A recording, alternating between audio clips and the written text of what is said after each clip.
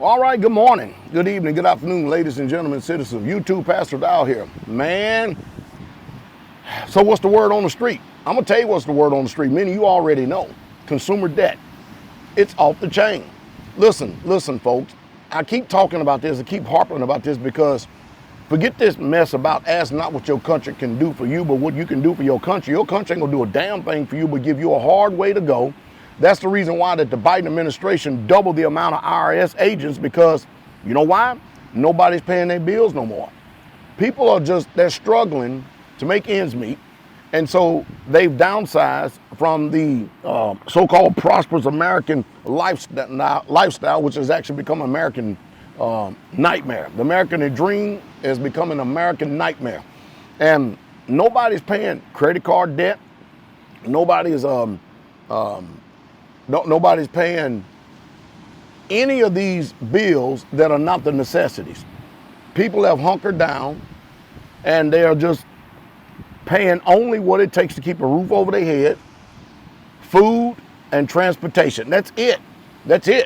And from last year we went over the $1 trillion mark. I know it, even now when they throw trillion around like billions and millions. And it's still kind of hard to comprehend and understand that we are literally as a nation in that kind of debt, which I still think is a hell of a lot more. I think that they always fudge in the number and cook in the books. I just know that they do. They lie about every damn thing. So anyway, but 1 trillion. And right now we're sitting at 1.2.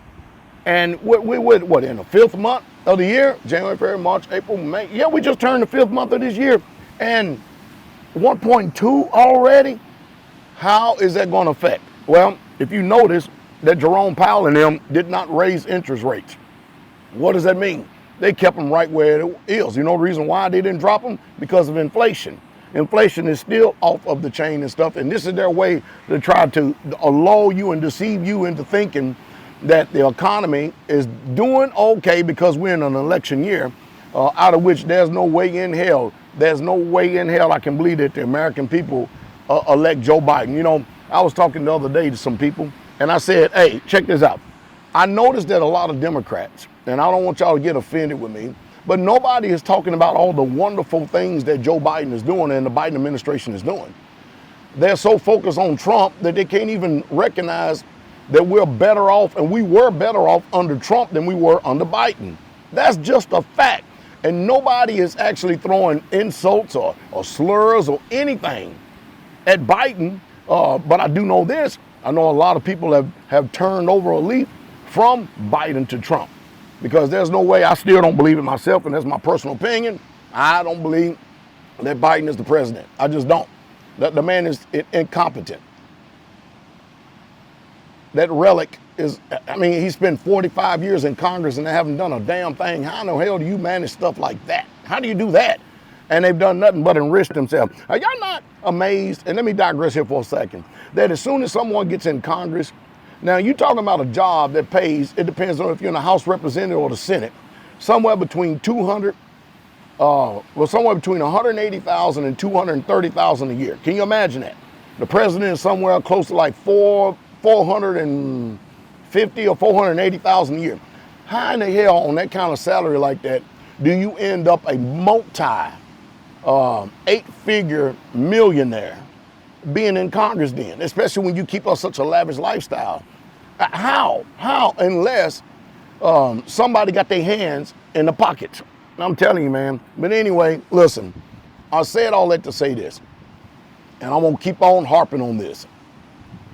Don't listen to me, suffer for it. You in these cities, these population centers, the way you stacked up like a bunch of damn sardines. You can't even barely breathe.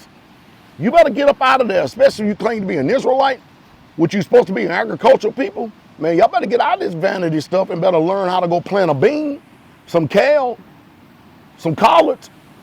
You better learn how to raise some chickens. Get your own eggs. Even eggs are getting to the point where they're getting out of touch and you can't even afford them things. Man, I'm telling you, if you don't make moves right now to preserve yourself, then you deserve exactly what you get. And you're going to get what you want to. Whether you like it or not, it's coming your way. You are getting exactly what you want. you're lazy, you're lethargic, you're apathetic, you're a man, you're looking out, you're seeing your wife and your children, you have no answer. You're going to have to learn how to downsize. You know, I remember when I first started Straightway, right? And of course, if y'all go back and watch some of the videos, you see it. I'm straight up honest. I made the sacrifice. Well over 30 years ago, I made the sacrifice just so that when I got to this age where I'm at right now, that I wouldn't have to live like nobody else. In other words, I don't want to live like Americans. I want to live free, and I am living free. Not only am I living free, it's amazing. I'm able to accomplish something that very few people has ever been able to accomplish in this generation. Right now, I'm sitting at probably 95% of the land that Straightway owns is actually tax exempt without being 501c3. Well, Pastor Dow, how you do that? I'm telling y'all, man. I'm telling y'all, if you got shepherds in front of you, leaders in front of you, man, y'all better push them and lean on them hard, because they're setting you up for self-destruction. But I remember years ago that people would laugh at me, and this is indecisiveness, and this is the schizophrenia of this generation right here. You know, when people have a miserable life and miserable outcome about everything that's going on in life, they have no answers for nothing. This is just the way they behave. So mind you, I got people criticizing the way I'm living, and nobody's contributing nothing to try to help my betterment or my advancement at all. But they do have a whole bunch of critiques and criticisms. So I remember when I used to live in a trailer that I paid $200 for. No running water, no bathroom. Yeah, we used to pee and crap in buckets. Yeah, here in America, can't believe that. Can you believe that? A 10-year United States Army paratrooper veteran living like that here in America. Purchased the land debt-free, all right? And people will say, look at them out there. They're out there peeing in them buckets. They living in them deplorable conditions and stuff. Man, it's just crazy. There's no way I'm going to be doing stuff like I'm not living like that. I'm not the pride of America now, right? Look at them, man, all them out there in them dilapidated trailers and stuff. That's what they will say about me. I told the people that were with me, and out of which a lot of people didn't have any enduring substance, they would be there for maybe a year, some maybe make it a 2, and out there they had to kick the traces because they just simply could not take the hard work ethic that I was putting down and laying down. They couldn't take the maturation period of growth. They couldn't take, and they could not understand the concept that when you're young, you work hard right now so that later on you can enjoy. And I told them all. I brought them into the dining hall. I said, listen, I know a lot of people saying a lot of negative things about it, especially your family's members. Let them say it. But you're going to watch and see. Just stay the course. You'll see. Because me, I didn't give a damn if anybody stayed the course or not. I was. My mind has already been made up. The die has been cast. The decision has been made. I'm done. My mind is 100% made up. And I wasn't looking back, shirking back, being doubtful, or going back. I'm still pressing on toward the mark of the prize of the high calling. I'm pressing hard too, still, even now. So we're in this deplorable conditions. I told them it's not always going to be like this. I said, the day is going to come when you're going to look all across the landscape of this land, and all these trailers you see out here, they're going to be gone. You're going to see nothing but homes and people occupying homes. That's what you're going to see. And lo, out on that land of Straightway, 26 years later, guess what you see? More than anything, the homes are so much more than the actual trailers. Matter of fact, I think we have two, maybe 3 trailers out there that people are still living in, and out of which, once we get these other places done and move them around, guess what? They're coming down within the next 3 or 4 years, them trailers are. Can you imagine that? We have all those trailers we used to live in. They're all replaced by homes now. Homes used to build with these old rugged hands. This shepherd's hands right here, along with the people that helped me. And I don't mind telling you that from the first time we put boots on the ground out there Straightway, we started with like 30 or 40 people. Let me give y'all how many people is still left with us that actually moved out there on the land from the beginning of Straightway. Let me see. Let me count it up. 3, 4, 5 people. 5 people, out of which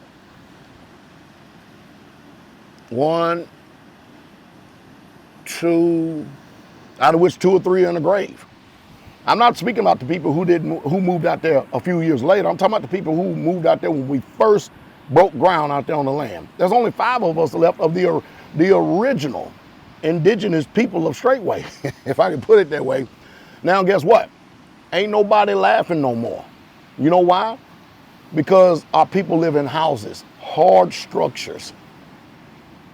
None of them pay a light bill, a phone bill, a food bill, rent, mortgage, a car note, car insurance. And people still till today ask me, how do you do it? How do you do it? Isn't that something? All you supposed to be led. All you people say you know Yah. You know, hey, let's go quote a couple of scriptures, principles right here. The borrower is a servant to the lender. Now, are you in debt? That means you're a servant. You're a slave to whoever you're in debt to. We're supposed to owe no man nothing but love. That's it. And you can't even do that when you're out here in debt. So you break the scripture, you go against the principle of the scripture, and you expect Yah's prosperity in your life. It just simply don't run like that. When you're obedient, if you're good and obedient, if you're obedient, then you eat the good of the land. If you're willing and obedient, you eat the good of the land. And most of you want to be obedient on your own terms. That's why it ain't working. It just simply ain't working. And not only just the land there at Straightway. I'm talking about Straightway, Georgia, Straightway, Alabama, out of which I'm the overseer of all of these places. Saints living debt-free, eating good every single day. Again, ain't nobody laughing now. As the old saying goes, now who's got the last laugh? Because the people who did decide to depart and leave me, and those who mocked me, derided me, chided me, ridiculed me, insulted me over the years and still doing it now, guess what? Why should I pay attention to the folks who can't get it, who are out there in debt? They don't own anything. They own nothing, nothing at all. And they never will, because they won't change this, and they won't do this thing right here, which called hard work, which will give you, because that's what y'all said. I'm gonna give you strength. I'm gonna put it in your hands. I'm gonna put the knowledge and the will and the know-how up here. So, hey, how do you do it, Pastor? How you do it? I can talk about it all day long. There's still a nuance. So all these people that are doing that, I've got now, this year, I actually got a few people that's actually going to be coming to the land. Because not only do they see it behind the camera, they want to have boots on the ground and get the experience for themselves. You know, the answers you can't get behind this thing, but you can get, they're going to get these answers. Well, anyway, now, after 26 years of hard labor, building homes, building communities all across this landscape. Well, I've been working on my own personal home for the last 2 years, and guess what? The Israelites love it because they're helping me build it. I mean, they literally are. They're coming together and helping me build it. And guess how we build it? The same way we build everything else. If we can't pay for it as we go, it don't get built. It just simply don't get built. We're not going to go out here and get in debt and contribute to the national debt. We're not going to do that. We're going to make sure we stay free from this world, unspotted from this world, so that we can serve him in the beauty of holiness. I'm telling y'all, keep up with the people out there. Keep listening to the people that ain't producing nothing. I just don't want you to wake up one day and you look up in the mirror, you're old, and you don't own nothing. You're still sitting up there in the stairway, living in these cities like New York, living like cockroaches, and stacked up like sardine cans on a supermarket shelf, and you still can't produce or grow anything. That's a wasted life. And you have nothing for your seed. Now I got all these people out here talking about land rights and all that other stuff. Are you in captivity? I know I'm in captivity in America. What kind of land right you got when you still paying taxes on your land? What kind of land? You see, a lot of these people get out here and bump gums, and they what they do, they nefariously get out here and they say stuff against Pastor Dow and what I'm doing in order to make themselves feel better, because they're not prospering in a way. They're still under the system, slaves to it, and ain't getting out. And I tell you, most of them so prideful that they can't even come and sit at my feet to learn. They can't do it. Pride goeth before destruction, and a haughty spirit before a fall. Listen, save yourself, preserve yourself. Forget America. Forget you need to concentrate on yourself because America's not going to concentrate on you. That's a fact. Take that from a mouth of a veteran that's been there and done it.